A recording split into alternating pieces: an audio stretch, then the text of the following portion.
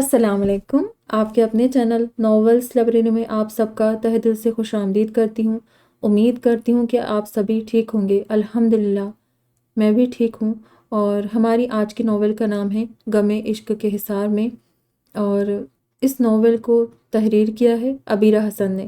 اور ہاں، عبیرہ حسن سے اس ناول کو ہمارے چینل پر اپلوڈ کرنے کی ہم نے پرمیشن لی ہے، اور یہ ایک ریکویسٹڈ ناول ہے۔ اس ناول کی ریکویسٹ کی ہے عائشہ فاطمہ نے، اور یہ ناول میں خود بھی ریڈ کرنا چاہتی تھی کیونکہ میں نے یہ ناول ریڈ کی تھی، مجھے بہت اچھی لگی تھی۔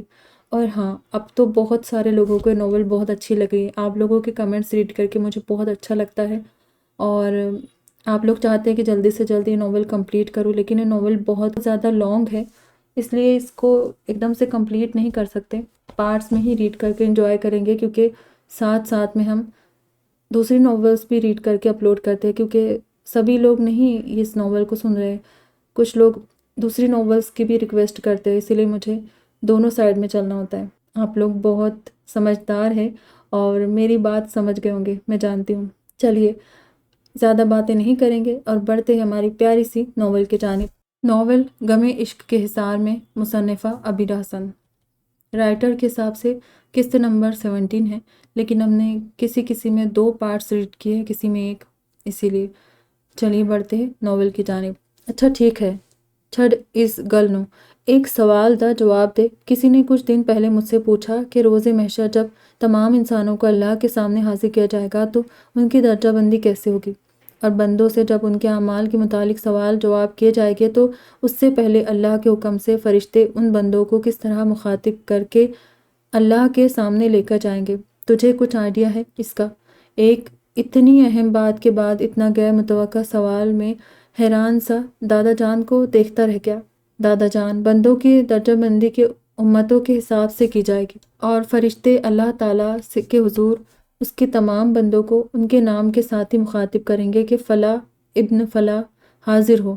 میں اٹکتے ہکلاتے ہوئے بولا تھا، کیونکہ میرے سامنے دادا جان بیٹھے تھے جو خود ایک بہت بڑے عالم اور حافظ قرآن تھے۔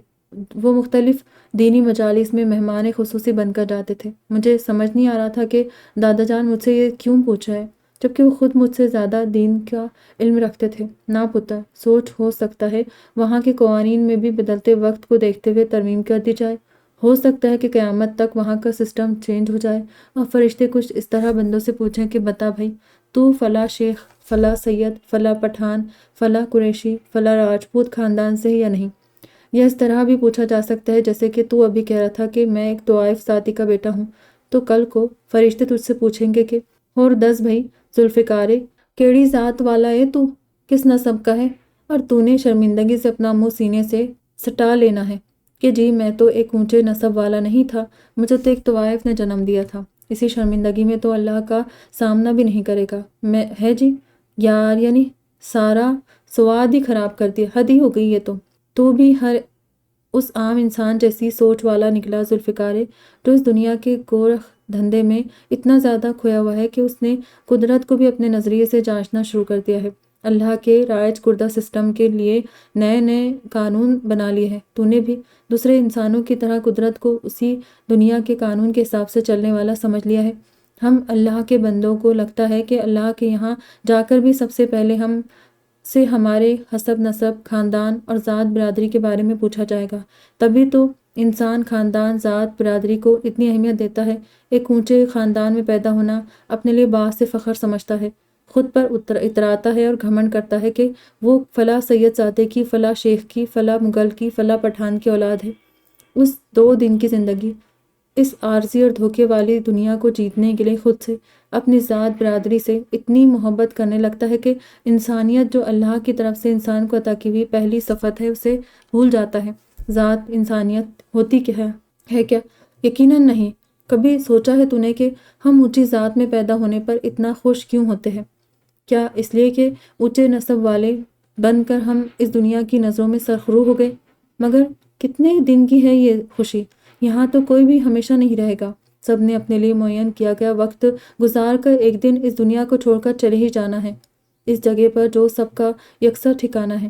سب نے ایک دن اس مٹی میں ملنا ہے، پھر کیا سید، کیا شیخ، کیا پٹھان، کیا قریشی، سب مٹی ہو جائیں گے، تو پھر ذات اور خاندان کا وہ گھمنڈ کہاں جائے گا؟ کہاں جائے گا وہ غرور جو چند روزہ زندگی پر انسان کرتا ہے؟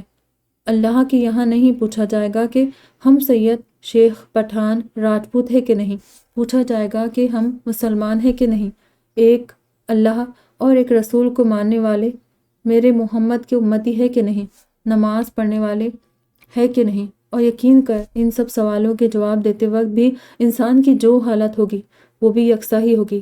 سید اپنے نسب پر فخر کرتے یہ نہیں کہے گا کہ اللہ جی میں سادات ہوں، مجھے میری اونچی ذات کی برتری کے صدقے بخش دے اور جنت کو میرا ٹھکانہ بنائے۔ قریشی بھی نہیں کہیں گے کہ اللہ میں ایک اونچے نسب والا ہوں، میرے حال پر رحم کرے، باقیوں کے مقابلے مجھے ذرا جلدی فارغ کر دے۔ نہ، بالکل نہیں۔ وہاں تو پتر جی سب کو ایک برابر درجہ دیا جائے گا، سب کو اعمالوں کے حساب سے پرکھا جائے گا۔ وہ ٹیسٹ جو دنیا میں لیا گیا تھا اس کا رزلٹ اوپر ملے گا، بنا ذات برادری کی کمتری یا برتری کو دیکھے۔ وہ اصل نتیجے کا دن ہوگا، مگر ہم اس دن کو سوچنے کے بجائے بس دنیا جیتنے کے چکر میں لگے ہیں، دنیا جیتنے کی فکر ہے اور اللہ کو بھول بیٹھے ہیں، اس کے احکام کو بھول بیٹھے ہیں۔ تو مجھ سے نسب، خاندان اور ذات کی بات کرتا ہے کہ میں ابتسام ملک ایک اونچے خاندان کا حافظ قرآن شخص اور عالم دین ہوں، اور تو سید ذوالفقار علی شاہ ایک طوائف زادی کا بیٹا ہے جو مجھ سے کمتر ہے۔ مگر ذوالفقار تو نے یہ کیوں نہیں سوچا کہ اللہ نے تجھے ایک دین، ایک رب اور ایک رسول کا ماننے والا بنا کر امت محمدیہ میں پیدا کیا ہے، تجھے مسلمان بنا کر دین اسلام کا ماننے والا بنا کر بھیجا ہے۔ یہی تو تیری سب سے بڑی خوبی ہے اور جیت کا واحد راز ہے۔ یہی برتری تجھے غیر اللہ کے ماننے والے اور دنیا کے دوسرے لوگوں سے اونچا اور اعلیٰ بناتی ہے۔ اللہ نے تجھ پر اتنی مہربانیاں کی کہ تیرا سر اس کے حضور کبھی سجدے سے اٹھنا ہی نہیں چاہیے۔ اس نے ایک طوائف زادی کے بطن سے پیدا ہونے والے بچے سے اتنی محبت کی کہ تجھے اس گند سے نکالنے کے لیے کیا تدبیر کی اور کیسا خوب انتظام کیا، تجھے حلال رزق اور پاکیزہ زندگی نصیب کی۔ تیری پرورش ایک نیک عورت اور مومن مرد نے کی۔ ذوالفقار تو شکر کرنا بھول گیا یار، تو اس رب کا احسان بھول گیا۔ میرے پتر اس رب کی ناشکری مت کر، توبہ کر لے یار، اور میری گل سن۔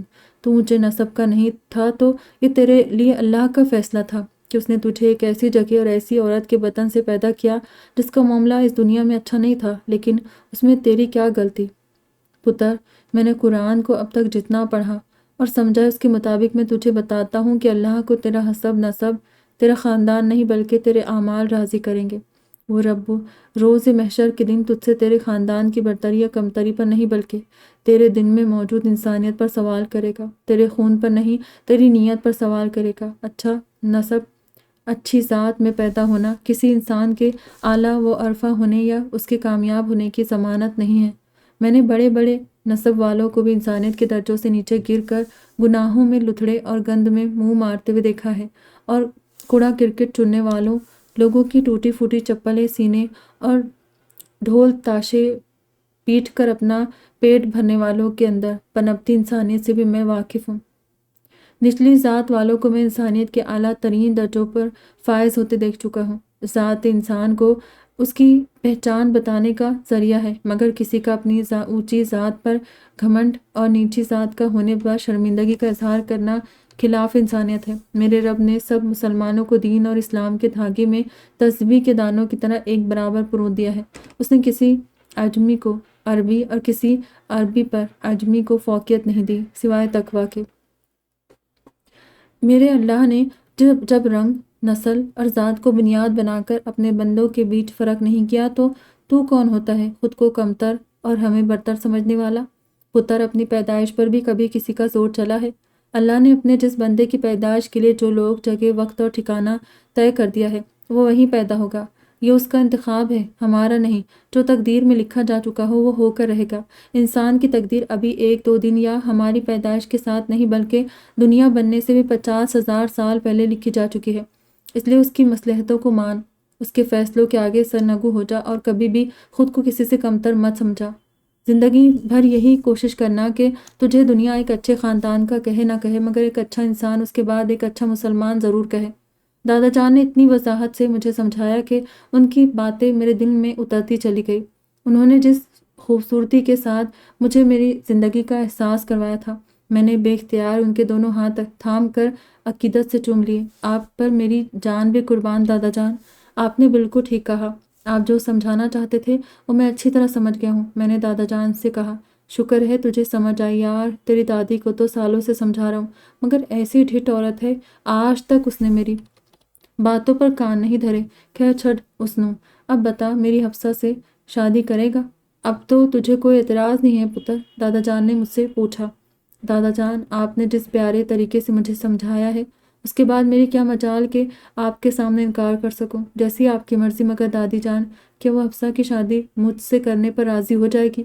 میں نے دادا جان کو اپنی رضامندی دے دی تھی، مگر ساتھ ہی اپنا خدشہ بھی ان کے سامنے رکھ دیا کہ دادی جان کے بارے میں مجھے پتہ تھا، ان کی وجہ سے ہی تو ہم دونوں بھائی امی پاپا سے دور ہو کر یہاں شاہ پور بابا صاحب کے پاس آئے تھے۔ اوئے پتر، نہ فکر کر اس کی پوتی شاہ پور گاؤں کے چودھری کے بیٹے سے بیاہی جا رہی ہے۔ شاہوں کے خاندان میں وہ بیٹی دینے سے انکار کرے کہ ایسا ہو ہی نہیں سکتا۔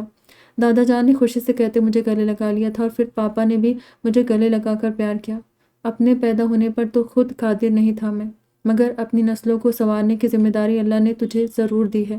انہیں سنوار کر ایک اچھا انسان اور ایک نیک مسلمان بنانے کی کوشش ضرور کرنا ذوالفقار۔ پاپا نے میری پیٹھ تھپ تھپاتے کہا، اور یوں کچھ ہی عرصے بعد سادگی سے میری اور حفصہ کی شادی ہو گئی۔ اور مزے کی بات یہ ہوئی کہ ہماری شادی پر سب سے آگے دادی جان ہی میرے گلے میں پھولوں کے ہار ڈالنے آئی تھی۔ ہاں، حفصہ کو میں بچپن سے جانتا تھا، مجھے پتا تھا کہ وہ بہت اچھی ہے، مگر دل میں کہیں نہ کہیں یہ ڈر بھی موجود تھا کہ وہ شہر کی پڑھی لکھی لڑکی میرے ساتھ گاؤں میں ایڈجسٹ کر بھی سکے گی یا نہیں۔ مگر میرا یہ خدشہ بھی غلط ثابت ہو گیا۔ میں کیسے بھول گیا تھا کہ حفصہ کی تربیت امی نے کی ہے۔ وہ پاپا کی بیٹی تھی، اسے خود کو ہر رنگ میں ڈھالنا آتا تھا۔ اوپر والے نے اس کے مزاج میں نرمی اور طبیعت میں بے حد لچک رکھی تھی۔ اس نے حویلی آتے ہی میرے بن کہے اپنی ذمہ داریوں کو بحسن خوبی سمجھ لیا تھا۔ میں واقعی مطمئن ہو گیا تھا۔ بابا صاحب اور اماں جان کے بعد جو زندگی مجھے بے حد مشکل لگنے لگی تھی، وہ پوری تو نہیں مگر کافی حد تک سہل ہو گئی تھی۔ پھر میں نے اپنی شادی کے 2 سال بعد افتخار کی شادی اماں جان کی بھانجی سے کر کے اس کو بابا صاحب کی خواہش کے عین مطابق دوسرے گھر میں شفٹ کر دیا تھا۔ میں دونوں بہن بھائیوں کے فرض سے سبکدوش ہو چکا تھا۔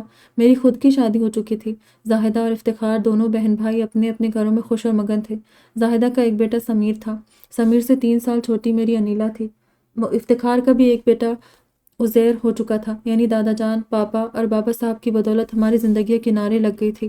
ان کی دی تعلیمات میں کبھی نہیں بھول سکا۔ اللہ تبارک و تعالیٰ کے کرم سے یہ 3 عظیم ہستیاں ہی تھی جن کی وجہ سے میں اپنی زندگی کو صحیح سمت لے کر چلا اور تاریکیوں سے نکل کر روشن راہوں کا مسافر بن گیا۔ ذوالفقار شاہ اپنی طویل ترین بات ختم کر کے ایک گہری سانس بھرتے ہوئے خاموش ہو گئے تھے۔ اسراق، اقام، ارتضیٰ، تینوں بھائی ان 3 عظیم شخصیات کی کارکردگی دم سادے بیٹھے ہوئے سن رہے تھے۔ کینٹ بلیو کہ آپ سب کے ماضی اتنے سارے راز اپنے اندر چھپائے ہوئے تھے پھوپھا جان۔ پاپا کے لیے دادا جان کی سٹرگل، اور پھر انہیں بڑی دادی جان سے چھپا کر اپنے ساتھ رکھنا، پھر آپ کو اپنی نانی اور ماں سے الگ کر کے اپنے ساتھ لانا، آپ کے اور انکل افتخار کی حفاظت کرنا، آپ کو اپنے فرینڈ کے بیٹے کو گود دینا، اتنی جدوجہد، اتنی محنت، یہ سب واقعی کوئی بھی عام انسان نہیں کر پاتا۔ ہم جیسے لوگ جو زندگی کو بس اپنے مفاد کے لیے جیتے ہیں، ہم کسی کے لیے اتنا اچھا کرنا تو دور سوچنے کی بھی زحمت نہیں کرتے۔ پھوپھا جان، آپ لوگ اور پاپا کی زندگی دادا جان اور بڑے دادا کی وجہ سے واقعی روشن راہوں کی مسافر بن گئی۔ Amazing, what a intelligent man they are. ارقام باپ اور پھوپھا کو دیکھتے ہوئے اپنے دادا اور پردادا کی تعریف میں رطب اللسان ہو کر بولا، پوتر، یہ دونوں باپ بیٹا واقعی اللہ کے مقرب بندوں میں شامل ہے۔ انہوں نے اپنی ذات سے پہلے اپنے سے وابستہ لوگوں کے لیے سوچا اور سب کے لیے خیر بنے۔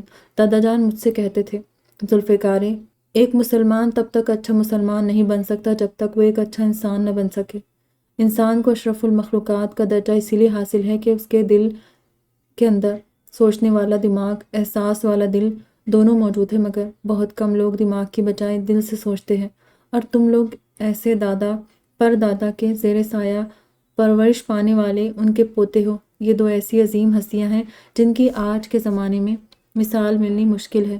اسی لیے میری جان، اپنے دادا پر دادا کی ان نیکیوں کی طرف نظر ثانی کرو، ان کے لیے باعث فخر بنو، باعث شرم نہیں۔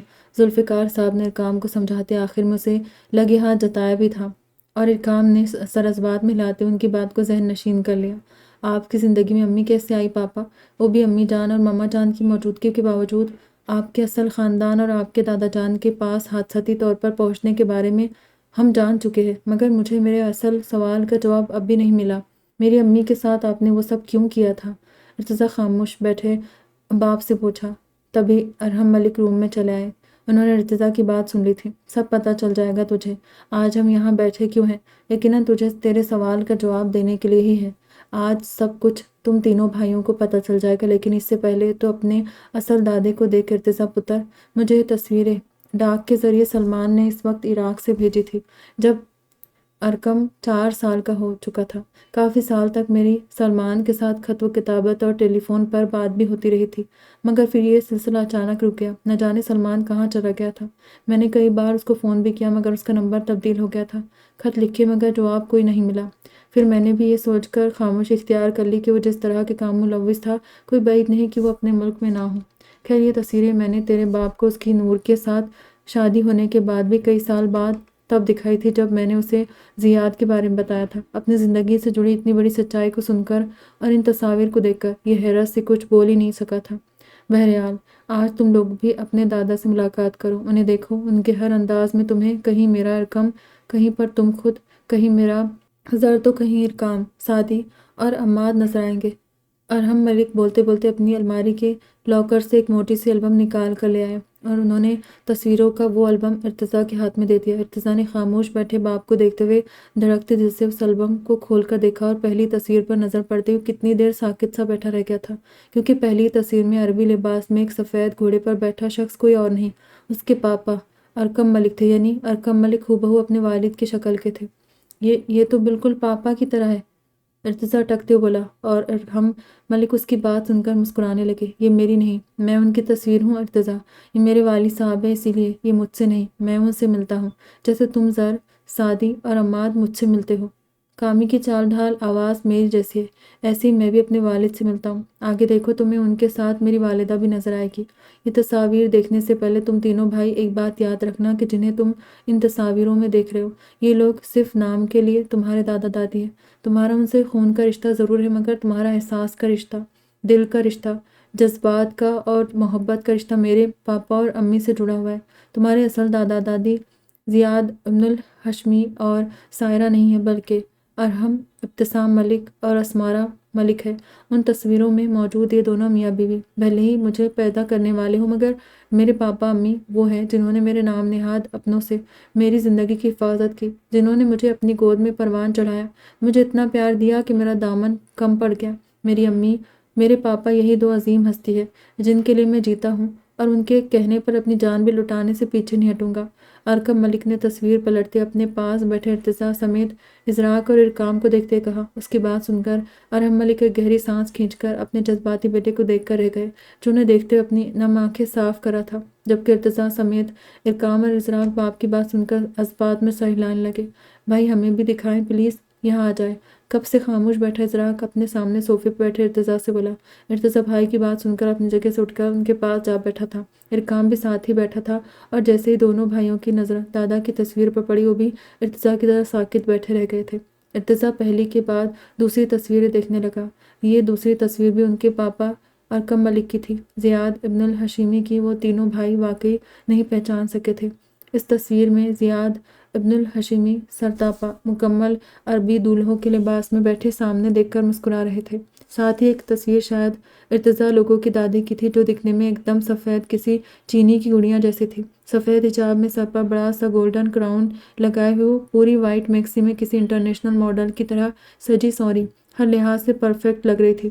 ازراق، ارقام اور ارتضیٰ حیرت سے کھلی آنکھوں کے ساتھ تصویر میں موجود اپنی دادی کو دیکھنے لگے تھے، جن کا چکنی بے داغ اسکن والا کتابی چہرہ، بڑی بڑی سحر دراز گولڈن براؤن آنکھیں اور کھڑی ناک بے حد حسین تھی۔ ان کا چہرہ واقعی بے حد خوبصورت تھا، اتنا حسین کہ ارتضیٰ انہیں دیکھ کر کتنی دیر ان سے نظر نہیں ہٹا سکا۔ ازراق اور ارقام کا بھی یہی حال تھا۔ بیوٹیفل پاپا، یہ تو کوئی عربین پرنسس لگ رہی ہے۔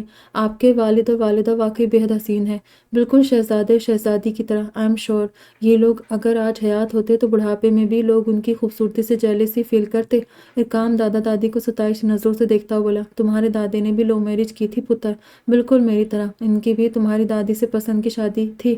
ہاں ہاں، سلمان نے بھی بتایا تھا کہ تمہاری دادی کے والد صاحب اتنے بڑے خاندان میں بیٹی دینا نہیں چاہتے تھے، مگر تمہارے دادا نے اپنی بیوی کے عشق میں مجبور ہو کر انہیں پانے کے لیے نہ صرف اپنے خاندان سے ایک لمبی جنگ کی، بلکہ اپنے سسر کے انکار پر انہوں نے اپنے بندوں کے ساتھ باقاعدہ فلمی انداز میں جا کر اپنی سسرال میں دھاوا بول دیا تھا، اور پھر بندوق کے زور پر تمہارے باپ کے نانا کو راضی کیا تھا۔ ارحم ملک قہقہ لگا کر بولے تھے، اور ان کے انداز پر ارکم ملک اور ان کے بیٹے مسکرا کر رہ گئے تھے۔ واو دادا جان، پھر تو اپنا تعلق عاشقوں کے خاندان سے ہوا، یعنی اب عشق وشق کے بارے میں سوچا جا سکتا ہے۔ ارکام خوشی سے دانت دکھاتے غلط وقت پر غلط بندوں کے سامنے بولا تھا، اور ارتضیٰ سمیت ازراق اور ارکم ملک نے بھی گھور کر اسے دیکھا۔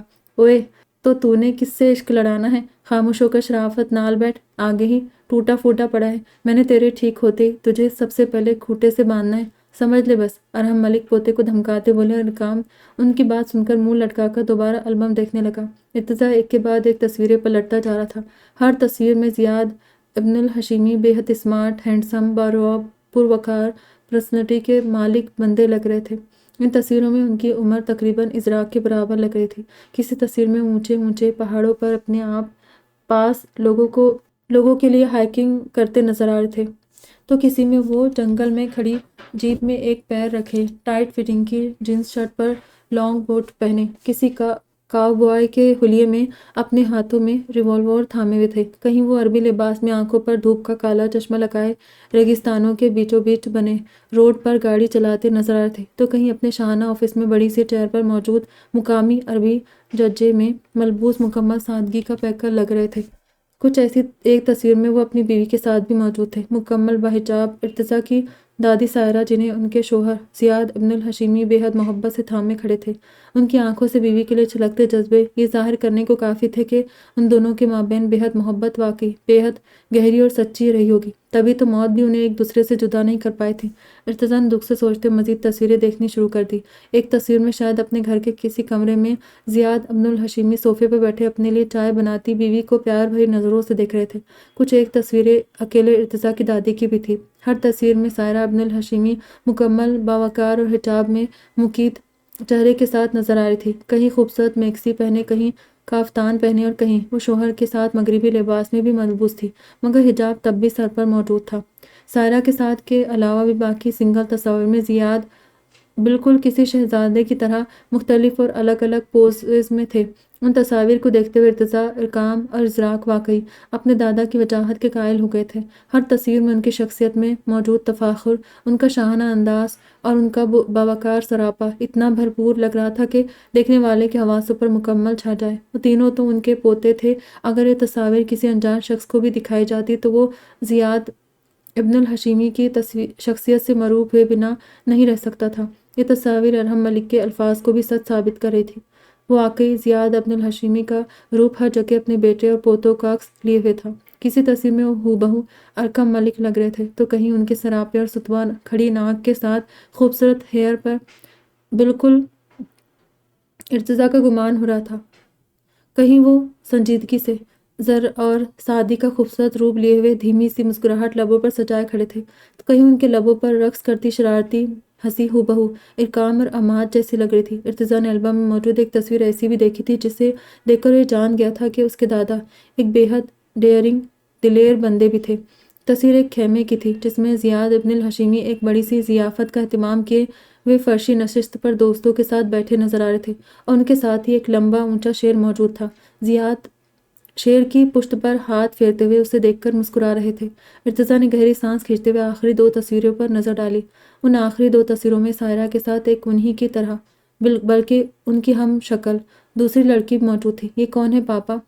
ارتضیٰ نے سائرہ کے ساتھ موجود لڑکی کو دیکھتے ہوئے سامنے بیٹھے باپ سے پوچھا، ساتھ ہی فوٹو بھی ان کے سامنے کر دی۔ یہ تمہاری نانی ارتضیٰ، رادیہ کی ماں، میری ساس اور خالہ، ارکم ملک نے تصویر کو دیکھ کر بتاتے ہوئے ارتضیٰ سمیت ارکام اور ازراق کے سماعتوں پر دھماکہ کیا۔ واٹ! ہماری نانی! Can't believe! ارکام نے حیرت و بے یقینی سے بولا تھا کہ تبھی سامنے بیٹھے ارکم ملک اپنی جگہ سے اٹھ کر ارتضیٰ کے پاس چلے آئے، اور انہوں نے ارتضیٰ کے ہاتھ سے البم لے کر اس میں لگی اپنی ماں، باپ اور رادیہ کی ماں کی تصویر دیکھتے ہوئے کسی ٹرانس کسی کیفیت میں بولنا شروع کیا۔ رادیہ سے میری پہلی ملاقات پیرس میں ہوئی تھی۔ میں اپنے ماموں سلمان کو ڈھونڈتے ڈھونڈتے عراق سے پیرس پہنچا تھا تاکہ اپنی ماں کی بڑی بہن صفا خلیل کے بارے میں जान सकूं, जो सालों पहले ही अपने माँ बाप और मेरी माँ के इंतकाल के बाद शादी करके यमन से न जाने कहाँ शिफ्ट हो गई थी। सलमान मामू ही सिर्फ उनका पता जानते थे, मगर वो क्योंकि खुद गैर कानूनी कामों में मुलविस थे, तभी वो कभी एक जगह नहीं रहते थे।